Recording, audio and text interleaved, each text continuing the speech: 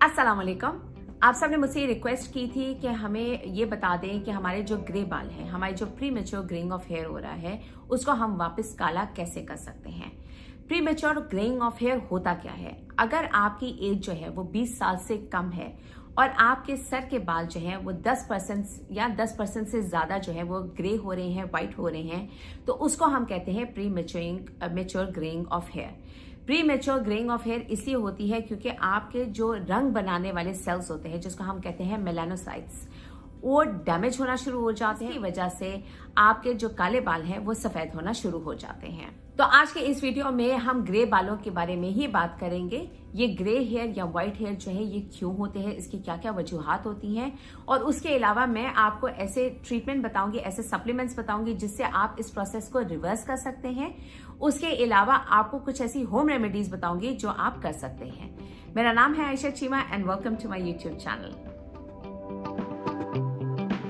Greying of hair जो है ये बहुत कॉमन प्रॉब्लम है। आजकल छोटे बच्चे जो 6-7 साल के बच्चे हैं उनके अंदर भी 1 या 2 ग्रे बाल आपको नजर आना शुरू हो जाते हैं। तो इसके बारे में तफसील से मैं आगे जाके आपको वीडियो में पूरा बता दूंगी। सबसे पहले हम स्टार्ट करेंगे कि इसकी क्या क्या वजूहात होती हैं, जिसमें से सबसे इंपॉर्टेंट वजह जो होती है वो है अनीमिया, जिसकी वजह से प्रॉपरली ऑक्सीजन जो है वो आपके रंग बनाने वाले जो सेल्स होते हैं, मेलानोसाइट्स होते हैं, उन तक प्रॉपरली ऑक्सीजन नहीं जाती है, जिसकी वजह से ये मेलानोसाइट्स डेड होना शुरू हो जाते हैं या डैमेज हो जाते हैं। सेकेंडली आ जाती है मेडिकल इलनेसेस, यानी कि कौन कौन सी मेडिकल बीमारियां ऐसी हैं जिसकी वजह से आपके बाल जो हैं वो जल्दी ग्रे होना शुरू हो जाते हैं। सबसे पहले तो आ जाता है ट्यूबरकुलोसिस यानी कि टीबी।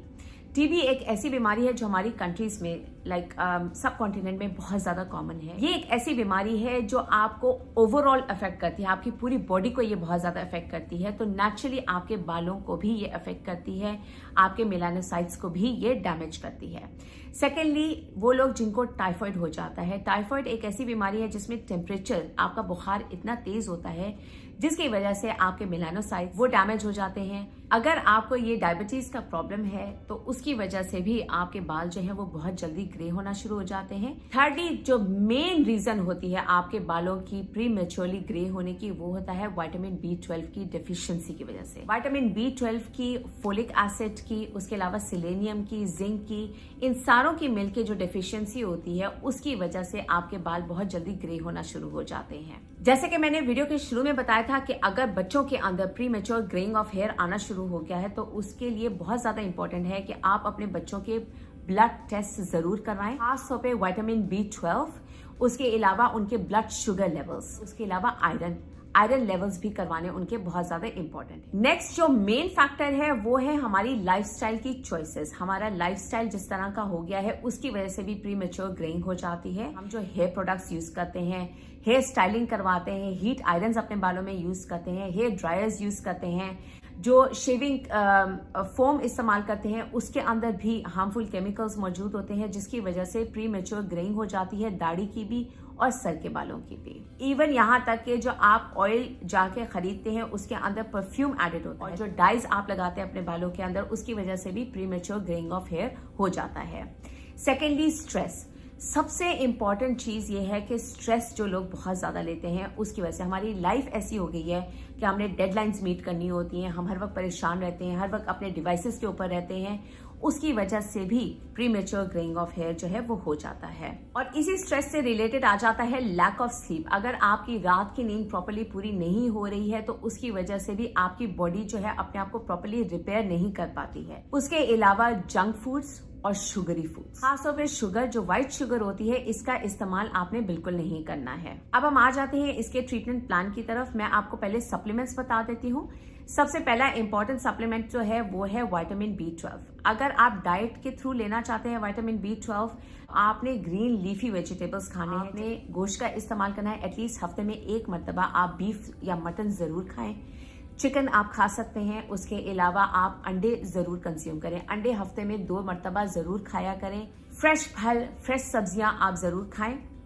अगर आप सप्लीमेंट्स लेना चाहते हैं, विटामिन B12 की जो सप्लीमेंट्स हैं वो आप ऑल्टरनेट डेज में लेंगे।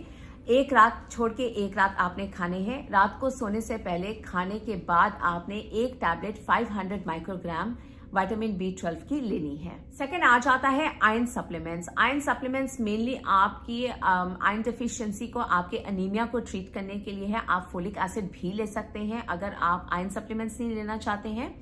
आयरन सप्लीमेंट्स के ऊपर मैंने अलहदा से पूरी एक वीडियो बनाई है, आप जाके उस वीडियो को जरूर चेकआउट करें।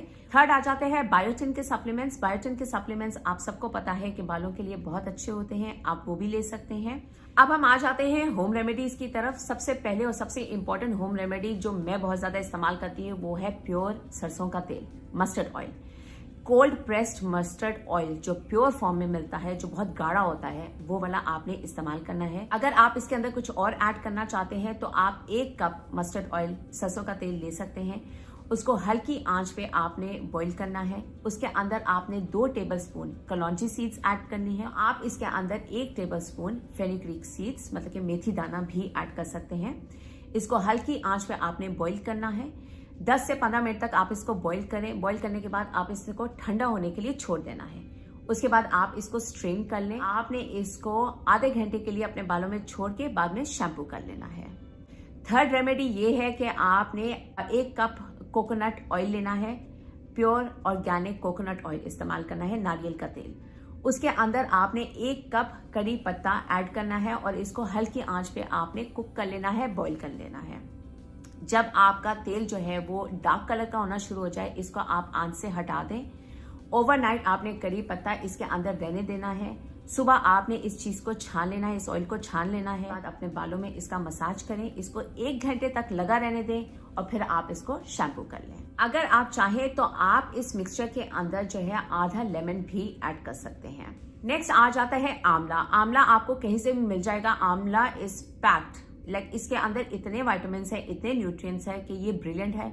2 से 3 आंवला आप वैसे ही अपनी डाइट के अंदर इंक्लूड करें, हर रोज खाया करें। और लास्टली अगर आप इनमें से कोई भी चीज ऐड नहीं करना चाह रहे हैं या आपके पास मौजूद नहीं है तो बेस्ट ये है कि आप जो है इक्वल अमाउंट्स में, ठीक है, आपने प्योर कोकोनट ऑयल ऐड करना है, प्योर सरसों का तेल आपने ऐड करना है, उसके अलावा आपने प्योर बादाम का तेल। इन तीनों चीजों को आपने, तीनों ऑयल्स को आपने इक्वल अमाउंट में ऐड करके अपने बालों के अंदर ओवरनाइट मसाज करना। 1 महीने तक आपने अपने बालों के अंदर कोई जो है केमिकल्स इस्तेमाल नहीं करने हैं। ना आप जेल इस्तेमाल करें, ना आप हेयर क्रीम इस्तेमाल करें। आप ऐसा शैम्पू और ऐसा कंडीशनर इस्तेमाल करें जिसके अंदर पैराबेन्स ना हो। इसके ऊपर मैंने प्रॉपरली एक पूरी वीडियो बनाई थी हेयर फॉल के ऊपर। कहता है कि आपके मेलानोसाइट्स जो है वो किस हद तक डैमेज हो चुके हैं या वो डेड हैं। तो कुछ केसेस में 6 महीने से लेके 1 साल तक भी लग जाता है ताकि ये रिवर्सल प्रॉपरली हो सके। अब क्वेश्चन नेक्स्ट आ जाता है कि हमारे यहाँ ये बहुत ज्यादा कहा जाता है, एक मिथ है कि अगर आपके 1 या 2 सफेद बाल हैं तो उनको आप प्लीज प्लक आउट करके ना निकालें, आप कैंची से उस चीज को काट लें। ऐसा नहीं होता है इसलिए क्योंकि हर हेयर एक जो आपका बाल है उसका स्ट्रैंड है, उसका अपना मेलानोसाइट है, उसका अपना फॉलिकल है। तो ये कोई हर जगह स्प्रेड नहीं करेगा। हाँ, अगर आप हेयर डाई यूज करते हैं बहुत ज्यादा तो वो एक ऐसा केमिकल है जो आप अपनी मेलानोसाइट्स को, अपनी जड़ों को फीड कर रहे हैं। वो सारे केमिकल्स आप उनको दे रहे हैं जिसकी वजह से आपके मेलानोसाइट्स जो हैं वो डैमेज हो जाते हैं। नेक्स्ट क्वेश्चन आ जाता है कि क्या वाकई में ग्रे हेयर जो हैं वो वापस काले हो सकते हैं?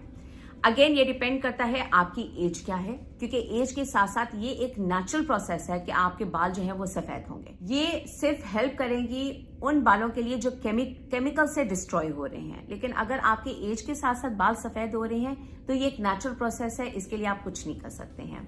सेकेंडली, जिनके जेनेटिक्स के अंदर है, अगर आपके पेरेंट्स के बाल जो हैं वो बहुत जल्दी सफेद हो गए थे या बहुत ज्यादा उनके सफेद बाल हैं तो ये एक नेचुरल चीज है कि आपके अंदर भी वो जीन्स ट्रांसफर हुई हैं। हाँ, अलबत्ता ये सारी रेमेडीज करने से आपके बाल ज्यादा शाइनी हो जाएंगे और वो जो प्री मैच्योर ग्रे हो रहे हैं आपके बाल, उसका रिवर्सल प्रोसेस, जो डैमेज मेलानोसाइट्स हैं वो हेल्दी होना शुरू हो जाएंगे। इसके साथ हमारी वीडियो हो जाती है खत्म। उम्मीद करती हूँ ये वीडियो आपके लिए मुफीद थी। मेरी अगली वीडियो तक के लिए आप अपना बहुत ज्यादा ख्याल रखिएगा। अल्लाह हाफिज।